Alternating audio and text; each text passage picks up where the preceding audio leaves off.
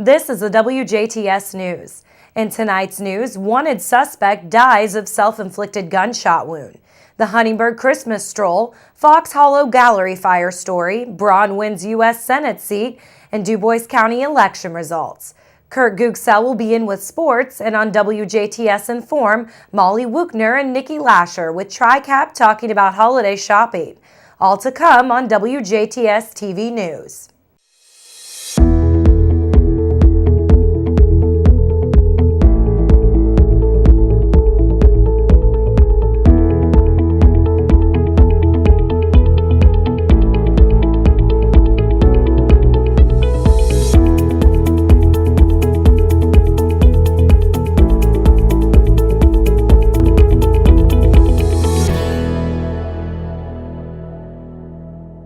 Good evening, I'm Jenna Schaffer with the news. A wanted man who barricaded himself in an Orange County home has died of an apparent self-inflicted gunshot wound. Indiana State Police say around 6 p.m. Monday, the Orange County Sheriff's Department received a call from the owner of a home located along the West County Road 160 North in West Baden Springs. The owner told police she believed 34-year-old Angel Pagan of French Lick could potentially be in her home.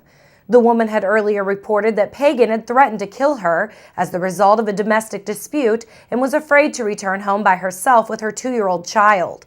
As a result of the homeowner's concern, members of the Orange County Sheriff's Department and West Baden Springs Police Department responded to the residence and entered the home with a key provided by the homeowner.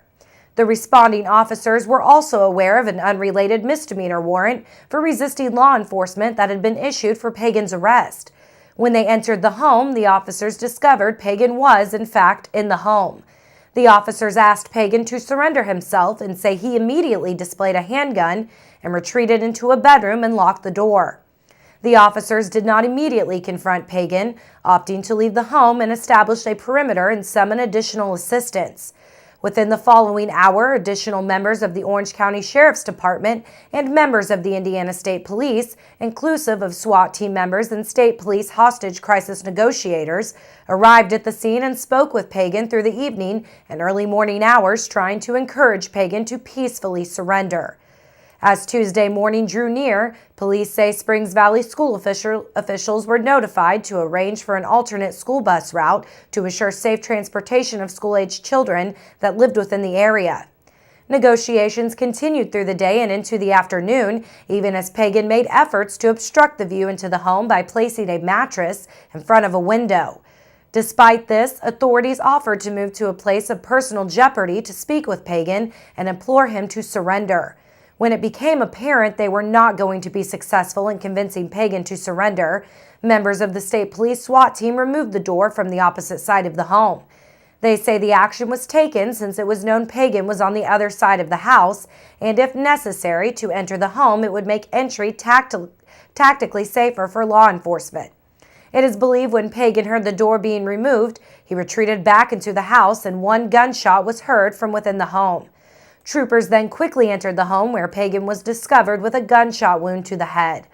Paramedics, along with a state police officer and medical personnel from an air evacuation helicopter that had been summoned to the scene, worked for more than 30 minutes to try and stabilize Pagan while he was in an ambulance. Pagan was pronounced deceased in the ambulance. The Orange County Coroner's Office preliminarily ruled Pagan's death as a self-inflicted single gunshot wound to the head. An autopsy for Pagan has been scheduled for today. A devastating fire destroyed a well-regarded French Lick business Tuesday night. The blaze broke out at the Fox Hollow Gallery around 7 p.m. Fox Hollow Gallery sells handcrafted home decor, garden art, jewelry, metal, garden art, and flowers. Firefighters were at the scene until about 1 a.m. this morning. Regardless, the damage resulted in a total loss of the business.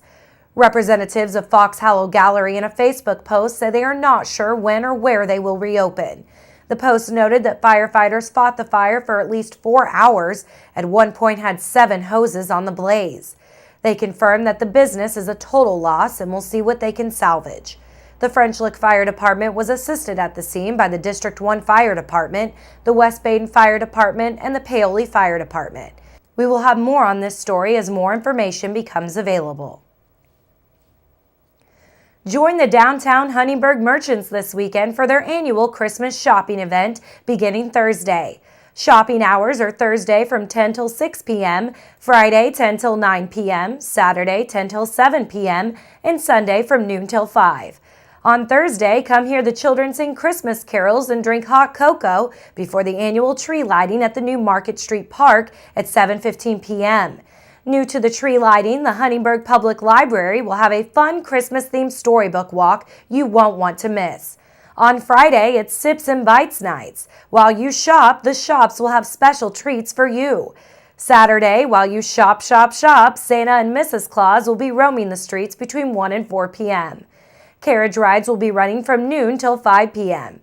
Visit all the photo booth hotspots and food vendors that will be around the street to help you snack while you shop. There will be a Christmas movie provided by Destination Huntingburg. The featured film will be Polar Express movie starting at 6 p.m. at the Market Street Park Terrace. Then on Sunday, there will be more shopping and carriage rides and the annual cookie walk starting at 11 a.m. at the Teen Outback. Also Sunday is Window Wars. Participating shops will be decorating their windows in their best Christmas attire. The public will get to choose their favorite. All you have to do is go into the shop and place a donation into the designated container. Votes are a penny a vote, so just $1 counts as 100 votes. All the money raised will go back to the Huntingburg merchants to help purchase new seasonal decorations. Mike Braun is headed for Washington, D.C. The Jasper businessman and Republican defeated incumbent Democratic Senator Joe Donnelly Tuesday in one of the nation's most bitter and hotly contested Senate races. Braun was leading with 54% of the vote to 42%, with 59% of precincts reporting when the Associated Press called the race for Braun just before 9:30 last night. Libertarian Lucy Brenton trailed with 4%. The result defied polls that for weeks said the race was too close to call. Donnelly called Braun to concede and delivered a less than 2-minute speech to Democratic supporters at the Hyatt Regency, Indianapolis. He pledged a smooth transition, saying he was the luckiest guy in the world.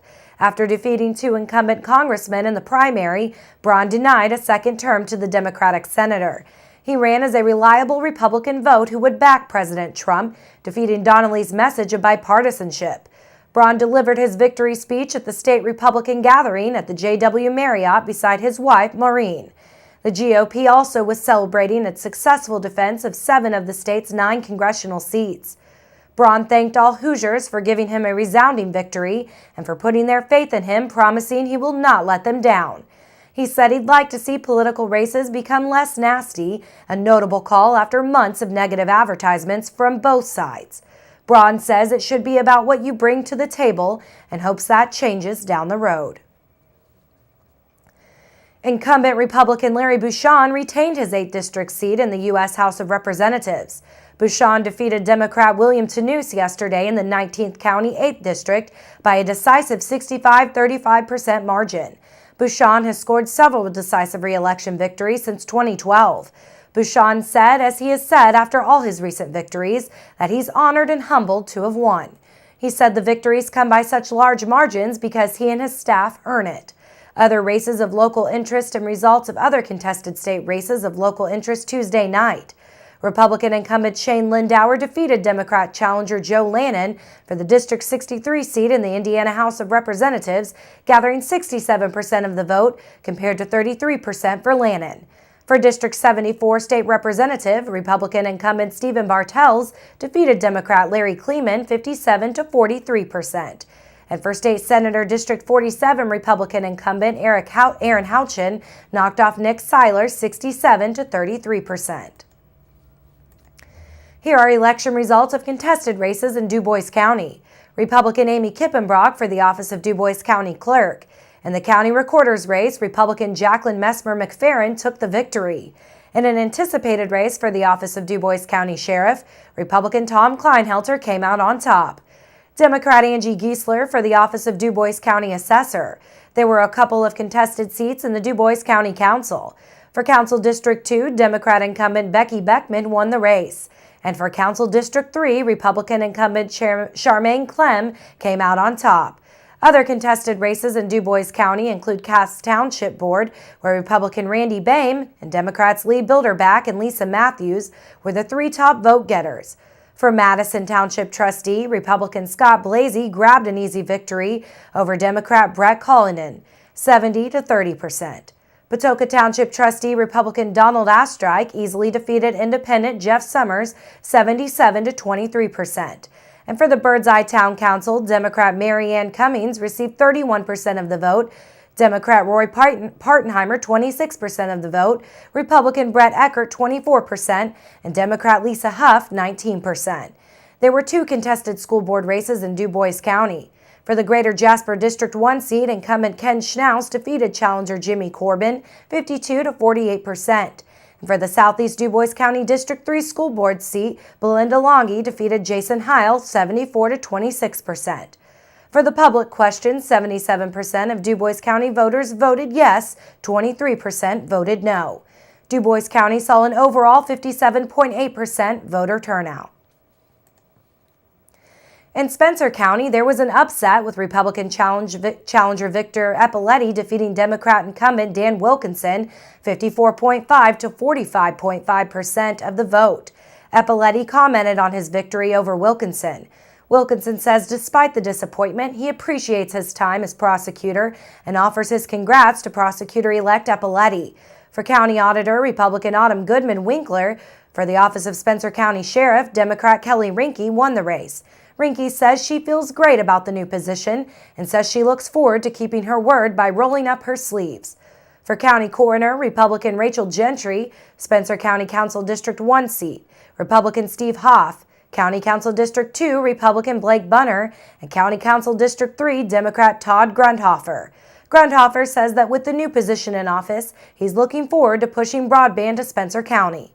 Meanwhile, in other election results, Huff Township Board top vote getters were Republican David Lautner and Democrats Rose Braun and Linda Weiss. Luce Township Trustee Democrat Bonnie Young, Luce Township Board top vote getters were Republicans Ramona Beatty, Rick Garrett, and Mayola Lindsay Tolliver. And 3 school board seats were contested in the South Spencer District. For South Spencer School Board, Hammond Township, Georgia Schweppe defeated Scott Richard and Seth Durnall.